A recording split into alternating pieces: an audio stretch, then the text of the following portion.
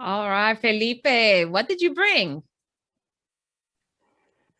Today I brought my old school red Power Ranger helmet. Oh, okay. Ford, what about you? I brought my Rubik's Cube here that I like to solve. Love it. Louis, what about you?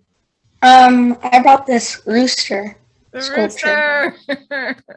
Okay. Oh, I can't wait for us to hear, for everyone else to hear the significance of your items and more importantly, who you are.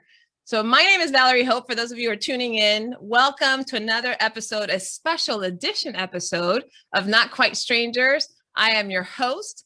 And today I have the great fortune of having three people instead of just two, but it's an extra special edition today. And I'll tell you why in just a moment. Now, if you're not already subscribed, please make sure you go to www.notquitestrangers.com and subscribe so that you don't miss a single episode. You can also subscribe to my YouTube channel, Connect to Joy. That way you get a notification anytime a new video is posted. But today in particular, actually this entire week, I have the fortune of being with two enterprising young men. I have Ford and Louis, who are both students at White Rock Montessori. And this week is their business internship week. And I am their business host, I guess you could call it. I don't know. And so today is our first day. And one of the things I shared with them that was really important to me and how I do my work and something that has an influence in the work I do is my podcast. And so great. I was so grateful that Ford and Louis, that your parents said yes to allow you to be on the podcast and have this experience. And we'll make sure to make them proud. But to also add another twist, I wanted to share my partner in crime, Felipe Ferreira from Brazil. And I invited him to join us because one, he is also super instrumental in making sure that this podcast got off the ground and continues beyond. And I know the two of you will be doing some work with him tomorrow to learn a little bit more about how we promote it and all the things that we do along with the podcast. So with that said, welcome to all three of you to the show. Thank you for having us, Valerie. You as well. Thank you. Thank you. Also polite. So now let's start off with the items that you each brought. Love to hear. Let's start with Felipe. Felipe, what item did you bring? You brought the Power Ranger hat, but what is the significance of that? And yeah, how do you use it, if I dare ask? All right. To save the world, Valerie. That's what I use it for. I don't. Actually, this is a very special item that I have. Well, since I'm very, very little, I was very, very little. I remember watching those shows and having the best time of my life. And the Power Rangers, see, this is the old school version, So they're from this very first season. And I remember loving all the stories and I really wanted to be the Red Power Ranger, which is kind of the leader of the group, So when I had the opportunity a few years ago to go to a costume party that we organized in my previous job, I said, well, I gotta go dressed as a Power Ranger, as the Red Power Ranger. And that was probably one of the best parties of my life because I was really making a dream come true. I really felt like the Red Power Ranger. And that's it. And whenever I need to rest and just to have, some chill time, I watch some old episodes. So, and all my friends know I'm crazy about the Power Rangers. So it's a whole story. I'm so glad you shared that. I had no idea that the Power Ranger, especially the red one, was near and dear. I never watched it. So yeah, I had no. It's pretty cool. It's pretty cool. You should watch some episodes. Okay. I'll put that on my list. Thanks, Felipe. Ford, what about you? Rubik's Cube. Yeah, okay, so this is one of my Rubik's Cubes, and it's sort of a symbol for my love for challenging myself, and, I really like puzzles overall, so this is one of the many puzzles that I have, and it's also sort of a fidget toy. And overall, it's really fun to solve, and learning it was a process. A lot of friends helped me, so it made it really easy for me. Now, what's your time? Can you tell us your time in solving the whole puzzle? My fastest time at the moment is about 43 seconds. I'm still getting it down every day. A couple days ago it was 48, so I'm definitely seeing an improvement over time. Oh my goodness. Oh, that's all, 43 seconds? I'm like, I don't think I've ever solved the whole puzzle. So, wow, I'm impressed. I know we have another cuber in the group here. Louis, what about your rooster? So I have this rooster. It's special to me because a few years ago, I moved from New Mexico to here, in Dallas, and my friend actually gave this to me because him and his dad used to call me the rooster. So it's kind of special to me. Whenever I look at it, I think of him. So. Oh, that's nice. Have you ever had a chance to go back since you moved to Dallas? Yeah, I go a lot. You do go a lot. Okay, good. Yes. You got to let them know. Now you've actually publicized the fact that you have a rooster, that you have their rooster in your possession still. So excellent. As you guys know, well, I know I shared with the three of you, but those of you who are watching, this podcast is also about building connection, inspiring curiosity, and challenging the status quo. And it's the first time in this podcast that we've had some young people be a part of it. And specifically, Ford and Louis mentioned how they're interested in learning more about podcasting, which is one of the reasons that they ended up matched up with me on this internship. So Ford and Louis, I'd love to hear from the two of you. What is it about podcasting that was interesting to you? Like, what inspired your curiosity about podcasting so much so that you wanted to spend a week experiencing some of it?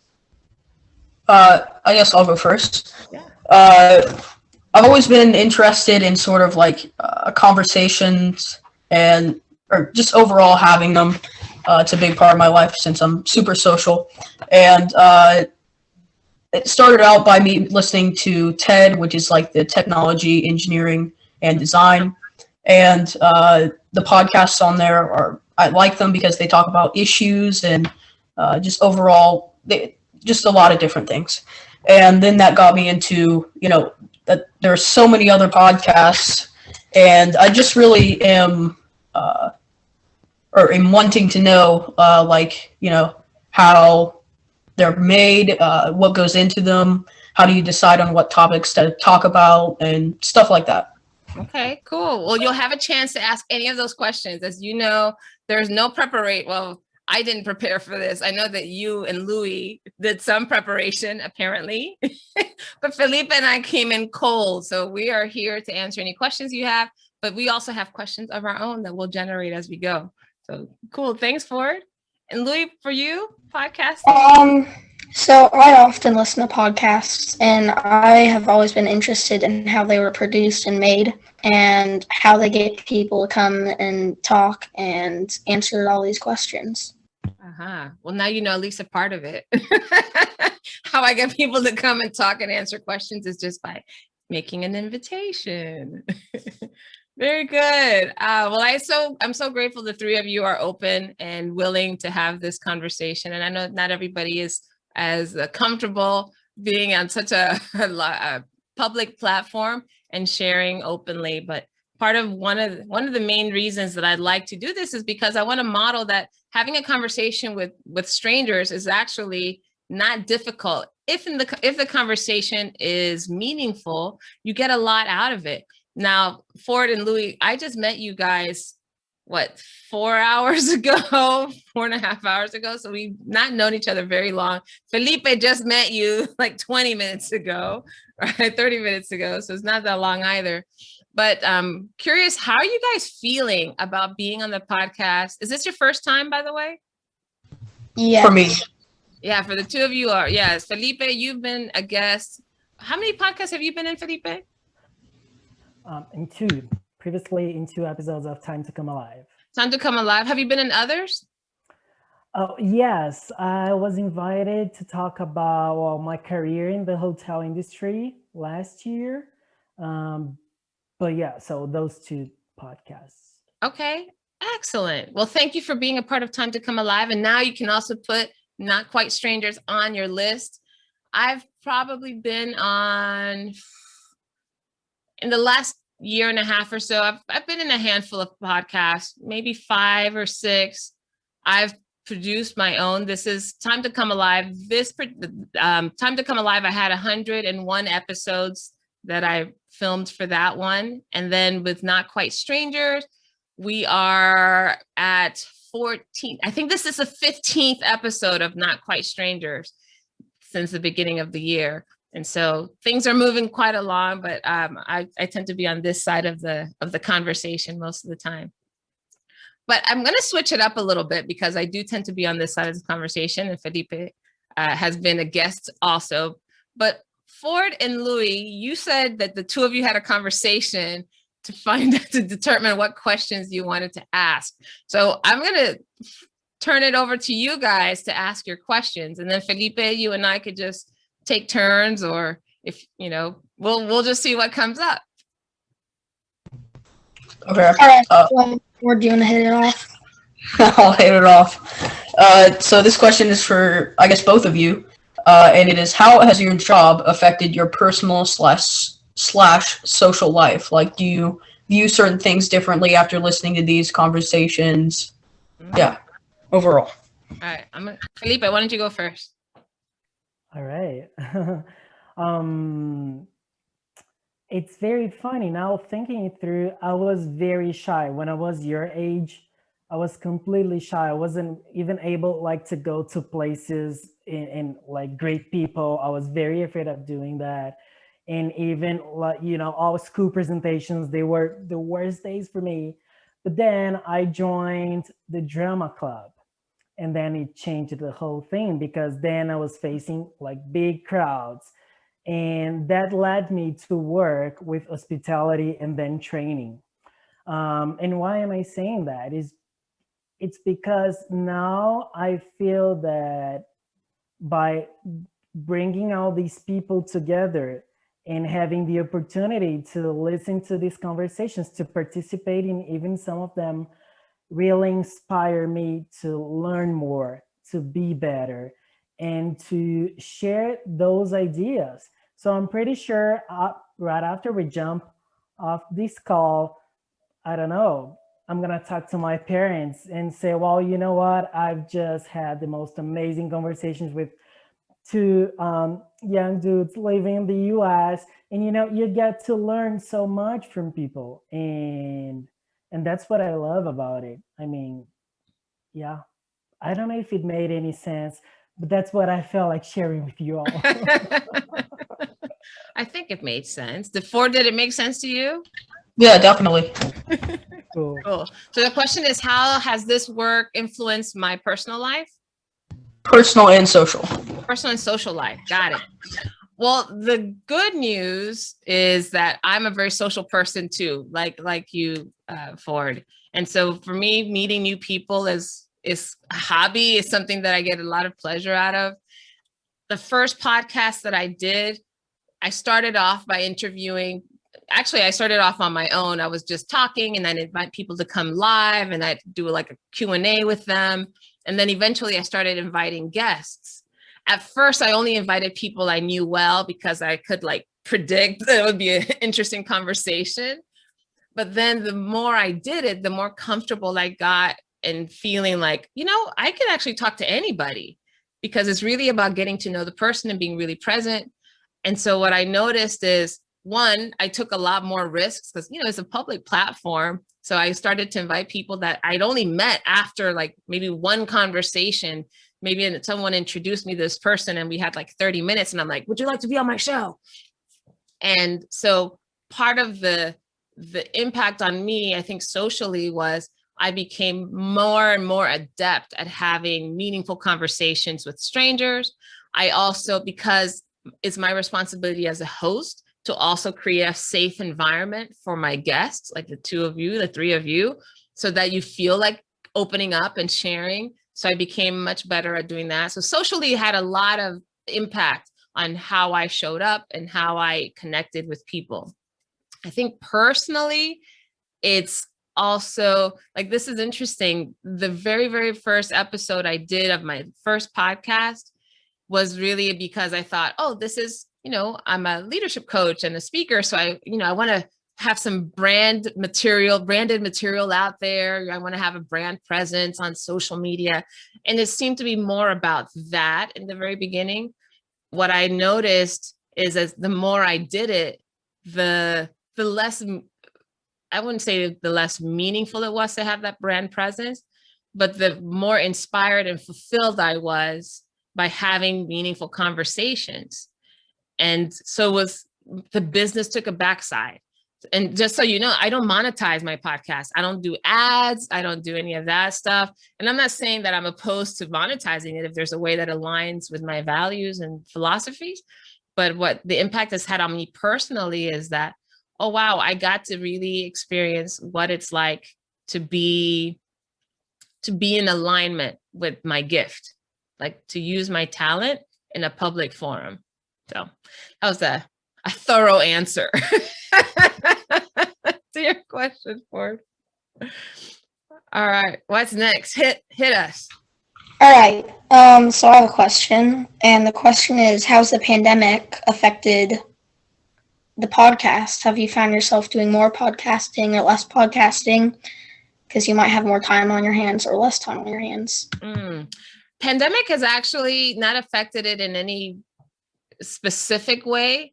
There's probably availability. More people have availability, right? So I can get, it's a little easier to connect with people because they're working from home or they have a little bit more flexibility in their calendar. They're not traveling as much, etc.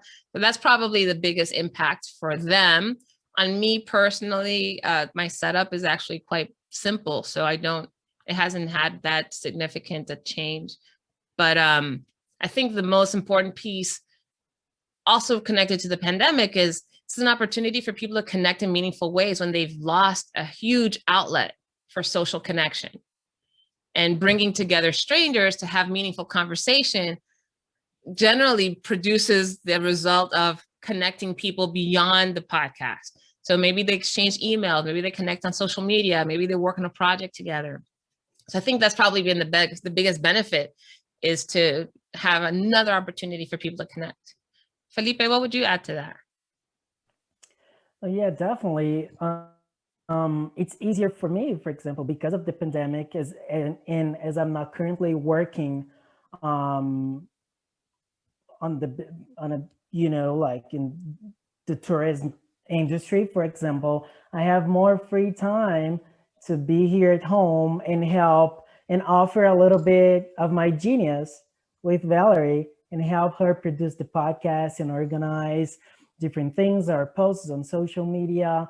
And as she said, it's really an amazing opportunity for me to, hear wonderful conversations and be inspired, and maybe, as she said, even connect with that guest and want to learn more about, their job, their cultures, their activities, their habits, especially now that we are not traveling at all.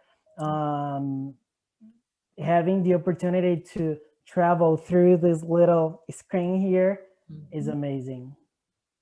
Yeah, we have people from all over the world that can participate as well. Now I'm going to flip it a little bit for the two of you, because the pandemic has clearly shifted how education happens. So I'm curious for the two of you, how has this impacted your learning, your education? Well, obviously, when you're online, it's not as easy to learn. I find myself getting distracted very easy. I don't know about other people, but that's how I look at it. But my school isn't completely online. Yeah, the masks tend to get annoying. But I don't think there's that much change. How often do you do online versus in person, Louis? Well, it just depends if I travel or not. For example, for spring break, I went to Florida, so I had to quarantine. Got it. So that's why you're working, you're doing school from home this week for the next 2 weeks, I guess? Yeah. All right. Yes. Got it. Ford, what about for you? What's been the impact? So at the very start of the school year, we were just online. My group was online there were 3 groups. One was on campus, one was half online, half on campus, one was online completely. I was in the group with half online and half on campus. So we were online for the first part of the year. And then, or at the first part of the year, one teacher, our teacher, Mr. Hope, was in fact online with us. And it was easier because at the on-campus and online kids, we all get in the same meeting and we all have lessons together. So the people on campus and the teacher on campus would sometimes experience, technical issues a lot more than we would. So then a lot of the time we'd have like one teacher at a time because one was online, one was on campus. But most recently I've been at school most of the time, and it's definitely a lot more different because you have to, wear a mask 24/7 unless, you're eating. But even then, you're not nearly as close to people, as you usually are. So it's definitely a big change. Online, I can agree with Louis that it's pretty distracting since, you're at home. There are a lot more things that can distract you, and there isn't really someone always watching you. So you sort of get the feeling that you can, you're at home. Why not do something that you want to do? Mm-hmm. Self-discipline. There's a lot of self-discipline that is involved with it. But yeah, overall, it is definitely, I'd say, negatively impacted my 8th grade experience. But, that's kind of the same for everyone around the world. So, yeah. Wow. Well, I appreciate you guys sharing that. And, I have some nieces and nephews. I don't know, Felipe, if you have other young people in your family who are saying something similar. What's it like in Brazil? Yeah, well, it's pretty challenging as well. The systems are pretty much the same. They have half of the group on campus and half of the group online. What happens is that it's a different reality, and most of the public schools don't have the structure to provide all the technology and all the structure really that the students need to have great online experiences. So we would say it's really a very small part of the population that has like this great structure to learn online. And I'm pretty sure they face pretty much all the the same challenges as you. You're staying in, you don't get to interact with your friends. Well, all that. So yeah, and most of the population really has a hard time. So it's being really, and again, the schools are open and then they close because we are at a very hard moment, talking about the pandemic over here. So the cases are spiking up again. It's being pretty challenging overall. Wow. I think all around. I've done a lot of my work online for many years, even when I was working in the hospitality industry and human resources. And because a lot of the people I was supporting were in other parts of the country or other parts in other countries. And so Zoom was one of the instruments, the tools that I've used for many, many years. So my job in itself hasn't shifted tons, but I'm curious about what it's like socially now. Like you mentioned, Ford, you mentioned you have to wear masks all the time in school. You're not sitting close together with your friends. Louis and Ford, you're in 7th grade, Ford, you're in 8th grade. So not only are you divided by grade, but also your school is actually there's not that many students in your school. It's a private school, so it's a little bit smaller in number. But I'm curious about what it's like to be with other students. Like, what do you guys do or talk about now to connect? Okay, I think I can take this again, or Louis can answer afterwards. We go to a Montessori school, so naturally it's going to be a little bit more like, you can be outside or inside depending on what you like. So if you're inside, it's usually a lot quieter. You're not able to talk to people like a whole lot. And then if you're working outside, or both ways, you can work with friends and stuff and, converse and talk about things. But if you're outside, you can, if as long as you're a safe distance away, you can take off your mask and you can talk. And it's sort of similar to how it was before. But, you know, there's the socially distancing or social distancing. And overall, socially, it's not nearly as, you know, great, I guess, especially if you're online, because you can't really contact the person, you know, in person. It's always over the screen.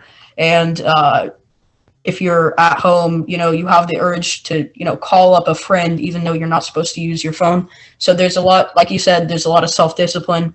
But yeah, overall on campus, it's not too much of a change, but it is definitely a noticeable change. Got that. Louis, what is it like for you? I think Ford covered all of it, basically. Yeah, I don't think much has changed besides the masks. But if the pandemic wasn't a thing right now, I think it would be the same. You can work outside, inside. Okay. Yeah. And Louis, for those people you mentioned that you guys go to Montessori school. So for those who don't know what a Montessori school is or how that works, can you share a little bit about that?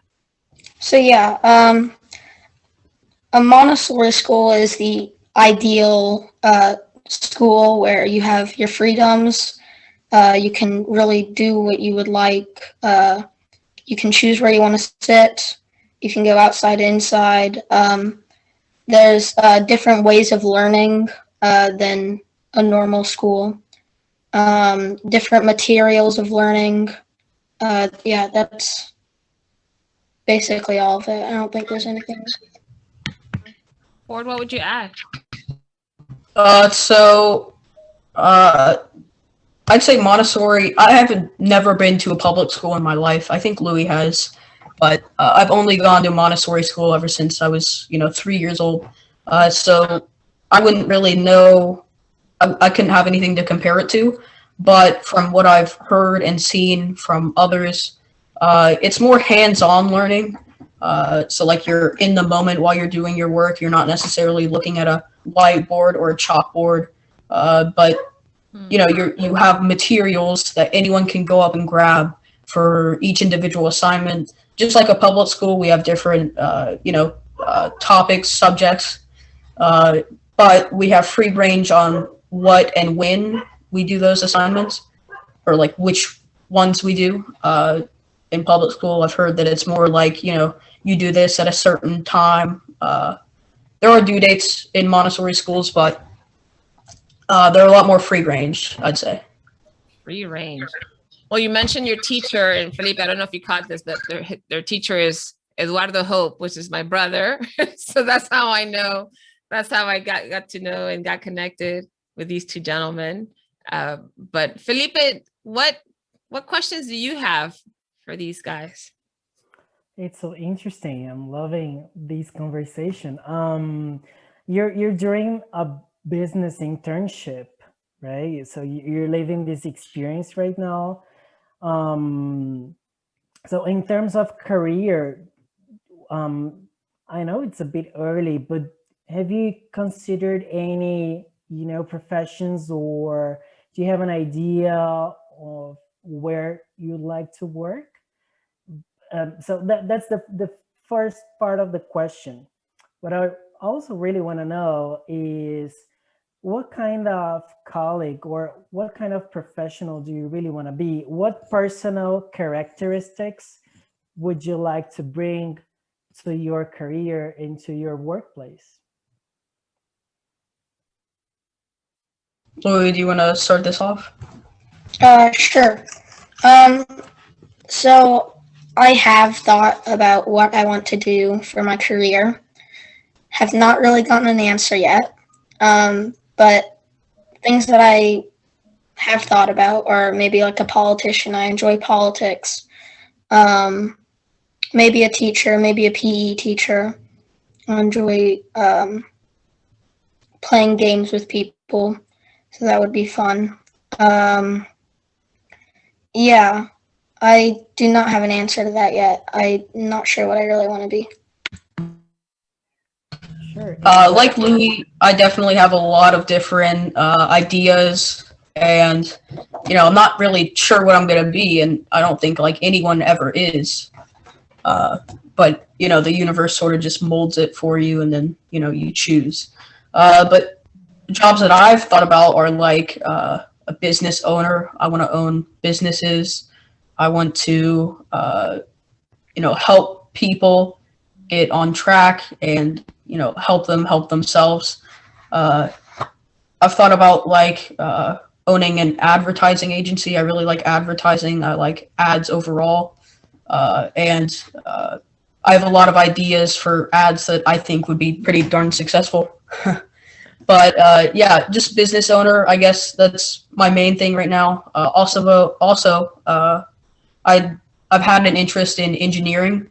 That's one of my most recent interests. I'm planning on going to a school for engineering, and I think it's really a cool job because you get to design certain things that you personally think would benefit the world. And most inventions usually end up doing it in some way.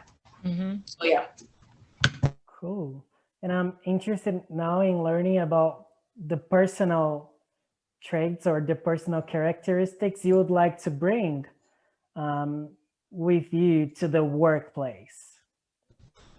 I can start with this. So overall, I would say I'm a pretty nice person. I hope people agree with me. So yeah, I just want to really. Excuse me? So far. Yeah. So what I want to do is I just want to spread kindness and make other people happy and make people enjoy working with me and being around me. That's lovely. Okay, I sort of agree with Louis. I would consider myself as a kind person, and I want to help people and sort of help them, know what they want to be and know how they can achieve a certain dream that they might have. And I urge people to do that. So I just want to sort of bring happiness and yeah, I think that's overall what I want to do, and I want to influence other people to chase their dreams. Oh, thanks for sharing. That's excellent. Now, I don't know how many adults have a chance to have these types of conversations with young people that are not their kids, right? There's a different dance that I think parents and children do when it comes to conversation. But I'm curious for Louis and Ford, what would you like for adults to know about young people that maybe we don't know, or things that we don't ask, or that we don't pay attention to? What would you, if you could give advice to adults in your life, maybe including your parents, what advice would you give us? Maybe that children and adults are equals, and maybe not all adults look down on children, but some do, and they kind of take advantage of it. So maybe to stop taking advantage of us just because we're not maybe as mature as them. Say more about that, Louis. Can you give us an example of what you mean?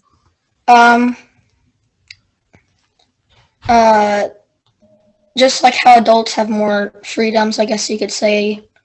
I mean, obviously, I don't think kids should be drinking at this age, but I think we should have as many freedoms as adults do. Okay. Like, what freedom would you want? Is that you maybe currently don't have, or that adults take for granted? Well, for me, I do have a lot of freedoms, but I know some adults don't let their kids just go out and maybe take a walk or without adult supervision. My parents let me go out and really do what I would like to do, but I know some adults don't feel that way. So they're a little bit more protective of their children. perhaps. Okay, got it. Ford, about you? What advice would you give an adult who wants to connect even more? Yeah, there are so many different things. From You have a list. It's something you have a list. You've been thinking about this. But I'm not going to say most of them because they're not appropriate for this conversation. I'll just say a couple of different things. So I'd say number one, overall, just like Louis said, I think you should sort of imagine your child's life as you wanted yours to be whenever you were a kid. So I know, many years ago, there was a different way of, teaching, and it was a lot more strict, I'd say. But I'd say that, like, overall, give a little bit more freedom to them. So like Louis said, my parents for a long time didn't let me take walks with friends even because they felt like, I'd be in danger, which, I mean, is partly true, but I think that, if I have a couple of friends with me, I'm not going to be in any sort of significant danger, instantly just walking out the door. Yeah, I'd just say, like, give them the life that you, not trying to, like, sound weird or anything, but, like, just didn't have. So, if you were a kid and you wanted to do something, if you wanted to get something, if you wanted, a certain thing for Christmas, maybe give that to your child and let them experience it so that they can pass it down if they end up having children. Got it. For you guys, freedom sounds like it's important. Sounds like you'd like to have a little bit more trust, more freedom, maybe even choice, be able to make some choices for yourselves. All right, I got that. Now, I mean, it's easy for me to sit here and nod and smile. I was like, I don't have any children that I would need to exert any level of power or control for those things. Although I shared with you guys earlier, I do have nieces and nephews. And funny enough, last weekend, I spent some time with my nieces and nephews. And there was a moment where I was making dinner for them. And I thought, it'd be great for the eldest, she's 15, for her to help me out. So I asked her, hey, can you come give me a hand? I was in their home, so I'm not as familiar with their kitchen, and asking for help for finding different things. And she just was not in the mood to do it. She was not feeling it. And she said as much. And I was just like, I would have never said that to my parents. If I was asked to do it, it's like, there's no argument, there's no option, there's no, I don't feel like it moment. But it was interesting because that's one of the things I've also been learning about myself as a leader. And part of it is being more conscious. In that moment, I realized, I was cooking because I love to cook, and it's something fun for me to do. And I wanted to enjoy the process. And she was clearly not in the space or in the mood to enjoy it with me. She would have actually made it much harder, much more unpleasant, because she wasn't feeling it, right? And I remember thinking, okay, do I want to be happy or do I want to be right? Because I could have probably forced the issue and said, hey, yeah, I'm in your house, I've asked you to help, I'm an adult. I could have done that. And her parents were in the next room, so I could have engaged them in supporting me too. And part of me was kind of like, part of me wanted to do that. Truth be told, I was like, seriously? But the other part of me, I was like, you know what? No, yeah, I'm good. I actually rather enjoy my time cooking. And if this is not the moment for her, it's great. And it was fine. We had a nice evening. At the end of the day, when I was leaving, she apologized. She just said, I'm sorry, I just wasn't feeling like it or whatever. So she owned it, and it was fantastic. But there was that moment where I was like, okay, I'm gonna let it go. And I enjoyed my time cooking and spending with them too. There wasn't a battle. But I imagine, your parents probably deal with that every day, right? It's like a daily, not even daily. It's probably moment by moment, probably several times a day, several times an hour they deal with that. So, anyway, Felipe. Miss Hope. Yes. May you excuse me for 1 second? I'll be right back. Absolutely. Go ahead and turn your video off, please. Cool. Thanks, Lee. Felipe, what would you add to this? No, yeah, it's funny because, well, Yeah, I don't have any kids, but I do have a niece, and I'm very concerned about the kind of education that me as an uncle and as a godfather want to give and to pass on, you know. Mhm. So, and especially nowadays that we have so many different topics and we are discussing so many different subjects at such an early age, um, I'm really careful about the answer. So I really think about the things that I want to tell her. And I'm really careful in a nice way. And I mean it in a good way. I'm careful with the answers and in all information that I'm passing on, just to make sure she'll be a citizen of the world. So I remember one time I was with her and my sister, which is her mom, and the other cousins were playing soccer. And she also wanted to play soccer. So she asked my sister, so mom, can I play? And my sister said, no, you can't, because, well, only boys are playing and you're a girl. And then I stepped up and I said, no, no, no, no. You can't play because you're too little and they are, much older than you. You might get hurt. It's not because you're a girl. It's just Mhm. because, you're much smaller than that. I can play with you separately. Let's do that. So, and then my sister said, well, thank you very much for that, because sometimes we don't mean it. Yeah. But as we come from I must say it, me and my sister, we come from very traditional backgrounds.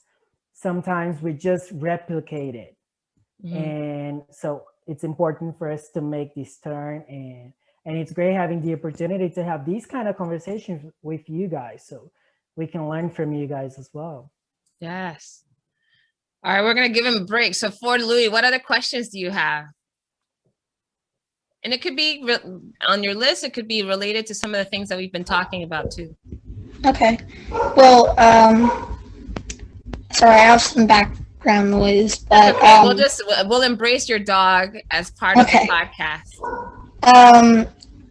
So when you host a podcast, do the conversations with the two people differ depending on their culture or religion? Do they differ?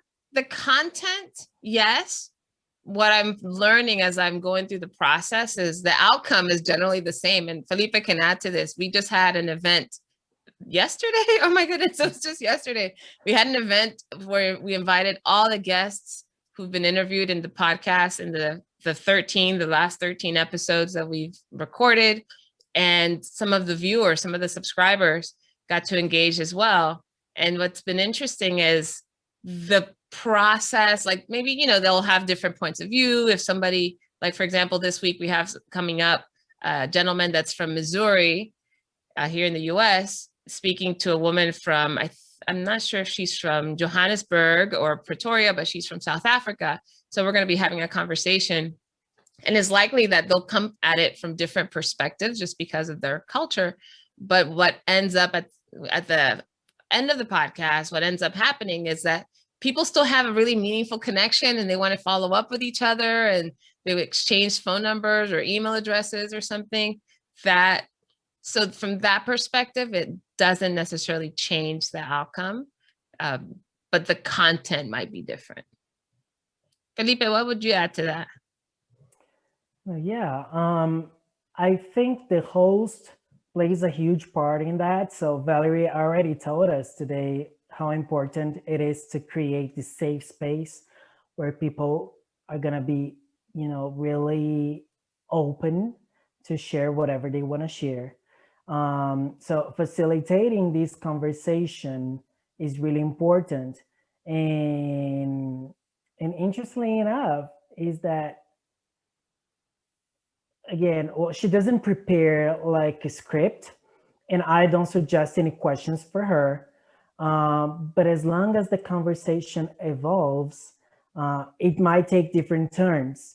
And some of the best episodes that we have had during this past season happened just like out of the blue. We were supposed, let's say, to speak about something, and then we ended up talking about different stuff and learning so much more on a deeper level. Mhm. So facilitating plays a huge part in that. Yeah. Kind of like our conversation now, right? So part of it is talking about the podcast and the process. Other part of it is like, what is it like to be a young person in school, the pandemic, how's business shifted? So it can take all sorts of paths. But ultimately, what I'm hoping for is that people feel more connected at the end. Yeah. Ford, before you ask a question, I have one more question. So I know you just asked us what advice we would give to an adult. Vice versa, what would you give advice to us? What advice would you give to us? All right, Felipe, you want to go first? Wow. That one is a good one. I would say,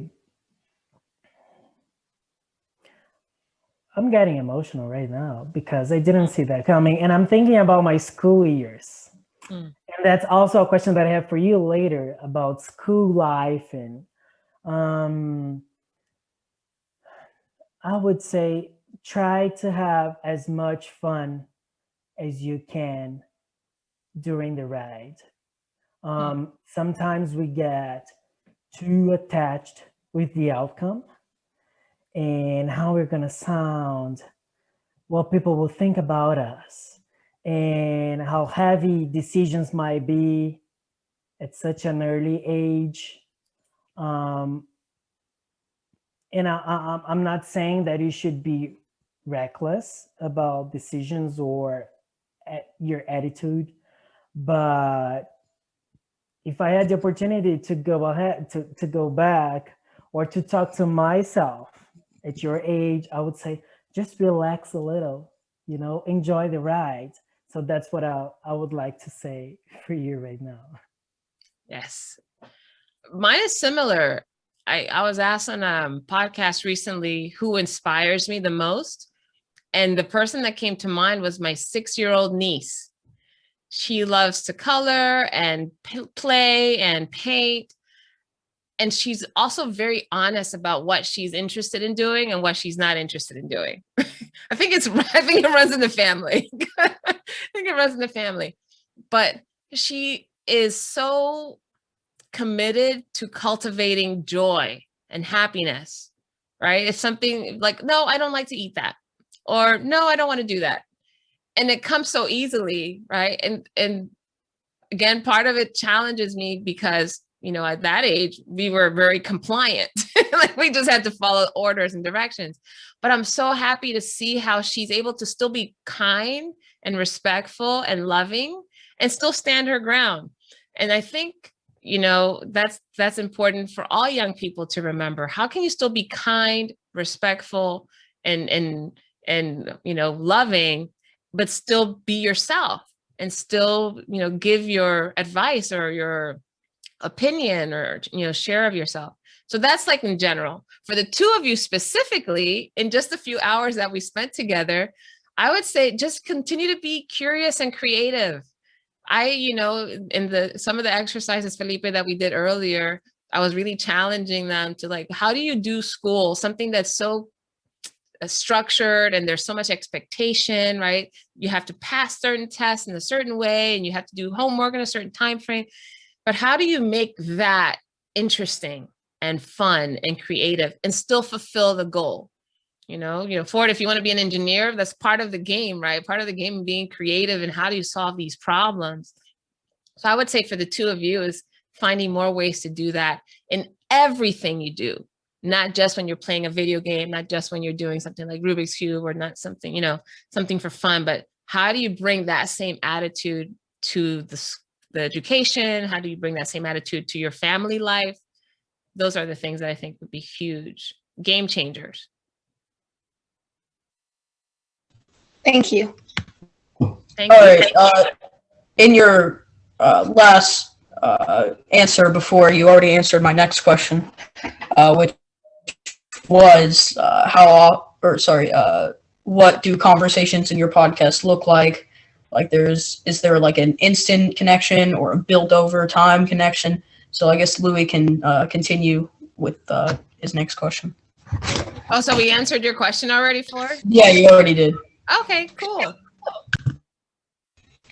Okay, so my next question is, how often do you do these podcasts, and do you ever help the people you're do you ever help the people that you're hosting get started on a topic or conversation? So how often? So Felipe and I release new episodes every other week. So Tuesdays are the release date. So tomorrow we have a new episode coming out, and the alternating weeks we send out a connection challenge. I'll let Felipe share more about that since he's been taking the lead on those. But the other part of your question is, do I help my guests kind of get started in the conversation? Is that what you said? Yeah. Part of it, I asked you, like, for example, today I asked you guys to bring an item, an object. Oh, we lost Ford. I think his internet.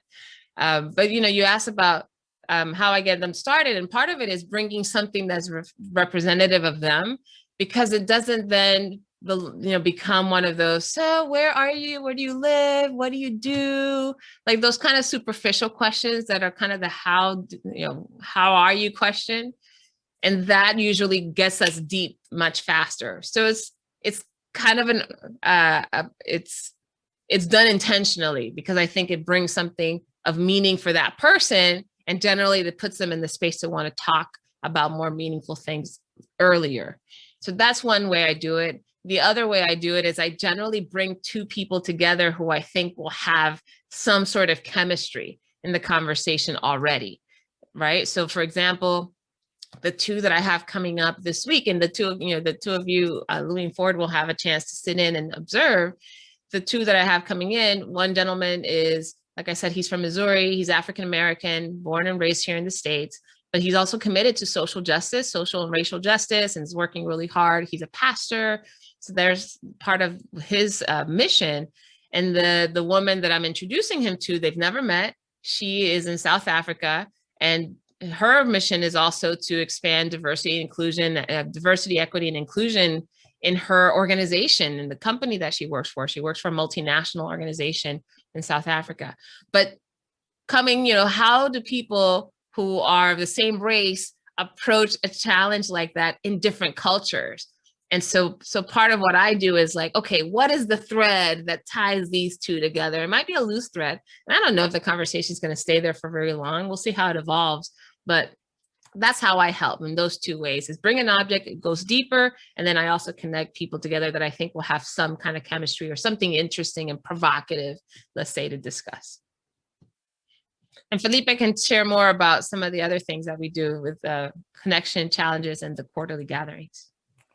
Yeah, so we wanted to expand this podcast experience, not only having the video podcast and the actual podcast on the other platforms, but we also wanted to create, again, as I said, different experiences. So the first one is the connection challenge, right? So the listeners and the subscribers have an opportunity to perform every other week different activities that are very much related to the whole topic, which is, understanding that we are not quite strangers after all, and performing little activities such as, for example, reaching out to a friend or to a stranger that you've never talked, or offering your genius to help a cause, or sending someone a song and tell this person that you reminded him or her listening to the song, and offer some kind of generosity. So all the connection challenges really are built to spark that extra connection. Of course, that's why they're called connection challenges, and to promote meaningful interactions between people. The gatherings that we are organizing, as Valerie said, we just had our very first one yesterday, are also an opportunity that we have on the last Sunday of every quarter, to bring the guests, the featured guests, and the listeners to get together and have a great time. Again, deepening a little the conversations, performing, live connection challenges, and really having these honest conversations without any barriers. So it's a great opportunity. So for the listeners to interact with the guests and maybe learn more or ask different questions that they didn't have the opportunity to ask, well, because they just listened to the episode, right? So it's been great. And one thing that really caught my attention is that, especially now during the pandemic, the group that we had yesterday really enjoyed being together, being connected with people from all over the world, because we had, I would say, 6 different countries represented on that call, and being able to connect in a meaningful way, even being so far away. Louis, do you have other questions, or Ford? I do. Okay. So my question is, do you help your clients in different ways depending on the client? Yes. I can elaborate very briefly. So I think, Felipe kind of teed this off when you were talking about the connection challenges. So everybody will need something different to get the spark going, right? So we put together a lot of different variety of information in the podcast to spark that beyond, not even the podcast, but beyond the podcast, right, in these challenges. But in my work, when I work as a leadership coach, or even in the course, although let's say the topic is broadly leadership, or the topic is teamwork, or the topic is communication, for some people, if they're really introverted and shy and perhaps are more used to withholding their ideas, my work with them is to how to get them to feel empowered to speak up and to share, right? Or to connect with people in a way that feels comfortable for them. For some, maybe it's stepping back and allowing other people to speak up, right? Or creating a space where people feel safe to share their opinions. So yeah, so a lot of it depends on the individual and what their goals are. Okay. I also have, or Louis, do you have a question? Yeah, I have one more, I think. So I know earlier I asked about how the podcast was impacted by the pandemic, but how was your job impacted by the pandemic, your coaching job?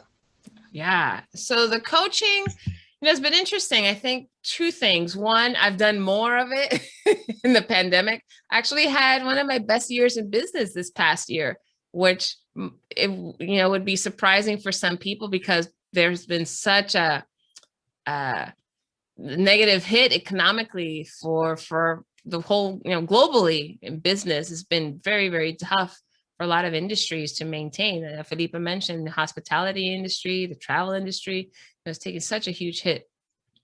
On the flip side, there are people who are also looking to retool and repurpose, right? So that they are able to then go into another industry. So part of that has impacted the coaching industry, because people are needing more guidance or more support to be creative, to be resourceful, for example. And I shared with the 2 of you earlier that one of the pivots that I made in my mindset around my business is I realized that my job was not to develop my business. My job is to develop my community. That's really why I went into business to begin with. It wasn't because I just wanted to build a business. Like, I wanted my business to actually impact people. And so when I started to just focus on developing people, that in turn created more momentum and more opportunities for me in business. So it's been a positive experience, really, the pandemic. And I think the other piece that helped, just like I gave you guys the advice on how to bring joy and creativity and, all of that to everything you do, I've really taken that on as my own personal challenge. When I'm starting to feel like, okay, this isn't working, or I'm not enjoying this. All right, what do I need to do? Valerie, what do you need to come up with? Who do you need to talk to? What do you need to figure out so that I can, turn that around? That spiral will take you down quickly, especially when everybody in your community and everyone surrounding you, the society, the news, is also in some sort of downward spiral. So I have to figure out a way to flip it. Yeah. Any other questions? Because I have some for you guys. I have one more question. Okay. And I guess this is more tailored towards Felipe. How do you produce a podcast, and what are some steps to promote and add these podcasts on the internet? Good. So, well, it all started with Valerie. Then she started coming up with a concept, and then we had meetings not only with me but with some of her members of her circle of influence. So she started sharing with us a couple of ideas. We would build a little bit on that until we got to the main concept, which is this one that we are experiencing right now, Not Quite Strangers. Then, as a great connector, she was able to think about people that she could connect, as she previously described, that would have these great conversations together. So she sent out the invitations, and then when the recording day comes, I usually stay behind the scenes just watching the recording, because I'm taking lots of notes and getting impressions about that conversation, about topics or feelings that I have, so we can build maybe the promos or even get information for our gatherings that we have every end of quarter. We had lots of meetings, right, Valerie, to come up with the colors, to test promos. We also reached out to people that are kind of professionals, that are professionals in marketing, all that stuff, to get their points of view, to see what works and what doesn't, what looks good, what doesn't. And then we created a workflow. So I have my tasks. So every other week, I'm checking the post-show survey that we send to our guests. I'm creating new challenges. We are having ideas because we meet weekly. So currently having new ideas for our Instagram page in different ways. So to reach the audience and to create the mailing list. So all sorts of channels and how we can best impact the audience in order to build this community. And I'm pretty sure I can tell you that we are not very much concerned with the number of people that we are reaching. So, we didn't hit 1,000 views this week, Valerie. Oh, we are so sad. No, the podcast it's not about that. We just want to make sure we have these meaningful conversations and that we reach the right people. And we are pretty happy with the job that we are doing, building this community. I usually use this expression we are building this amazing community and bringing this global community together, which is really, really fulfilling, right, Valerie? It totally is. I want to add to that. One of the, I wouldn't say it's unintended. I think part of it is, of course, I own a business. And so I want to share with people, this is what I do. But more importantly is, as a coach and a speaker, I'd like to share with people who I am. So I don't talk about my business in my podcast, really. But the skills that I have, the experiences that I have come through, right? When you're asking questions, that's what I do in coaching. The way I express my ideas and my thoughts, and the way I'm putting together the concepts or the content, that's what I do as a speaker. So part of it is that's the advice I would give to anyone that's in entrepreneurship. Ford, you also mentioned you wanted to have businesses. like find your sweet spot. Like, who is it that you are? And Louis, whatever you decide to do, same process. Find out who you are and what you want to offer the world. Like, what is your gift? Like, what is that talent? That's something that you do. And you may have some idea now, or you might develop it as you kind of grow into some of this. My mom told me when I was very young that I would always engage people in conversation, but I didn't know at the time that that's what I was doing. I didn't realize that was something that I would leverage much later on, but I've always been naturally curious and really willing to talk to people and find out more about people and keen on listening to what people have to say. But as you become more and more aware of your natural tendencies, you'll also start to see, well, is there a way that I can leverage this in a field or a particular career and a job? And that's how it serves your company. That's how it serves your customer. That's how it serves your community, is because you're taking who you are and infusing what you do with who you are. That's key. I think that's probably the best and the most fun way to do business. It doesn't feel like work when you are part of the process and you're infusing the most important parts of you. Cool. Anything else? Louis, do you have any more questions? Okay, I think that's we covered it all. Covered the that's questions. it for the both of us. Well, I appreciate the two of you being prepared and having some questions about the podcast and the experience. Now, I like to shift the focus as we're ending the time together. What's it been like for the two of you? And Felipe, you too, this is your first time on this side of the screen for Not Quite Strangers. But let's start with Felipe and Louis and Ford. I'll give you a little bit of time to think. But what's been the experience of being on a podcast today? You're being live streamed right now. You're being recorded. You're meeting people, having conversation like this. I'd love to hear what's been the experience and what you're taking from it. Felipe, let's start with you. Great. So when I first got the invitation to meet you guys, I'm gonna be 100% honest. I said, Valerie, really, what are they gonna think about me? Like, will they understand my accent? I was worried, about expressing myself correctly in a foreign language, and all sorts of little voices, and it's been so much since I last connected with such young people, Valerie. And she said, Felipe, just don't worry. Let's enjoy the ride. And then when I realized how meaningful this conversation could be, as it was, I said, yeah, that's exactly what we gotta do. And I remember in my last experience working as a learning manager, once a year we received students for a business internship, and they spent the whole week with us in the hotel. And I remember being one of my favorite weeks every year because I got to interact with young talented people like you guys.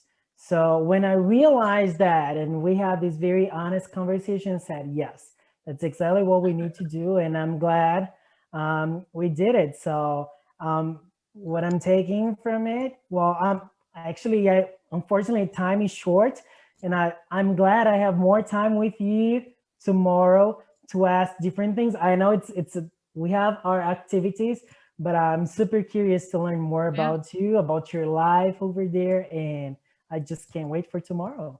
And I told you that my brother is a teacher, so he'll hook me up with some good students. I'm like, don't give me troublemakers. Come on. But I don't know. It's still early. I'm watching you guys. All right. How about you, Ford? You go next. What are you taking from this conversation? What is it like now having gone through it on this end? And then what are you taking from it? I didn't really think I'd be here. I don't know. I've never really done anything like this, so this is like a completely new experience. I thought I'd be, a lot more shy, not really opening up, adding a couple words if you gave me a question. But, I've discovered a little bit more about myself as well as the other people here. And yeah, it's just been a great experience overall. I'm taking a lot from it because I've seen, 3 other different points of views that I, I wouldn't really have conversations about this. I'm going to be honest, this kind of stuff, but it's not nearly as, I guess boring as I thought it would be. It's a lot more fun. And it's a lot more meaningful if you're in the conversation, not necessarily, like I'm seeing a different side of podcasting. I'm usually the one that's listening to it, but, being on here, it's a lot more fun than listening to the podcast. Right? Yeah. I hardly ever listen to podcasts for that reason. Thanks, Ford. Louie, what about you? Yeah, I totally agree with Ford. I thought I was going to be a little shy. To be honest, I am. I was a little nervous at the beginning, and then I met Miss Hope and Felipe, and they're very nice, and they helped me open up. And then Ford is here, and he's one of my good friends, so having him here, it makes it easier for me. Yeah. Excuse me? What are you taking from this experience? I would say I like what Ford said. I'm getting to see three other people's points of views on these topics, and kind of just to put my feet in someone else's shoes, and just look at their perspective of things. Beautiful. Well, look, I am so grateful that this was not a boring experience for either of you. And, sometimes it's like, what can we talk about this? I get that you guys are here for business internship, but I also very clear that this conversation is about people, right? It just so happens that the context for us meeting was this internship, but I wanted us to have a human connection in spite of that being the main reason. And you guys brought it. Again, I'm really impressed and grateful that you had curiosity, definitely brought that. You shared enough, and you shared quite a bit about yourselves and your own experiences, and that made a huge difference. And we're curious about Felipe and my experiences. But more than anything, the idea that I like that we challenged a bit is that adults and young people, especially strangers, can have a meaningful conversation. Really, that's when we talked about challenging the status quo. Like, it doesn't have to be like, oh, so what are your favorite subjects? And what do you do? What do your parents do? And I don't know, whatever other kind of lame questions sometimes we as adults come up with. But I'm glad that we got a chance to play around with this a little bit. Very good. All right. Any final words before we wrap up? Thank you for the experience. Thanks for having us. Closing. Yeah. Thank you. My pleasure. Felipe, any last words? No, thank you all. Yeah, well, I usually listen from the guests that time flies when they are here being interviewed. And so, well, does it really? It does. I couldn't feel that we spent like an hour talking, and I would stay here much longer. So thank you guys so much. So good. Yeah, it actually did fly by. I was concerned at the beginning. I'm like, now these guys can't hang for an hour. You guys will be like so bored. There'd be nothing to talk about. We'd run out of questions or something. But no, on the contrary, I'm like, oh my gosh, we've gone over an hour. So I'm so grateful that you guys, Louie and Ford, that you both agreed, right, to not only be a part of the internship, but also to be a part of the podcast, and that your parents were also on board and they signed the waivers and everything in order to be here. And then Felipe, you got, shook off the uncertainty and said yes to the experience, because now we get a chance to build on that in the future. And for those of you who have been listening and watching this episode of Not Quite Strangers, I'm so grateful, first of all, to you to take the time to do so. Make sure that if you're not already subscribed, that you do so by going to www.notquitestrangers.com. That way you don't miss this episode and any others, especially those that we've already teed up that are coming up. Get straight into your inbox, or you want to make sure that you subscribe to YouTube, so that way you get the notification that a new episode has been posted. And then those connection challenges that Felipe was talking about as well. If you subscribe, you get those in your inbox so that you're able to take some of the concepts and ideas that we're hoping get really implemented in your own life, in your community. Okay, so thank you all so very much for tuning in. Hope you have a wonderful rest of the day, everyone. Bye. You've been listening to the podcast Not Quite Strangers. Be sure to subscribe or follow on your favorite video or podcast platform. And for more information and content, go to notquitestrangers.com. See you next time.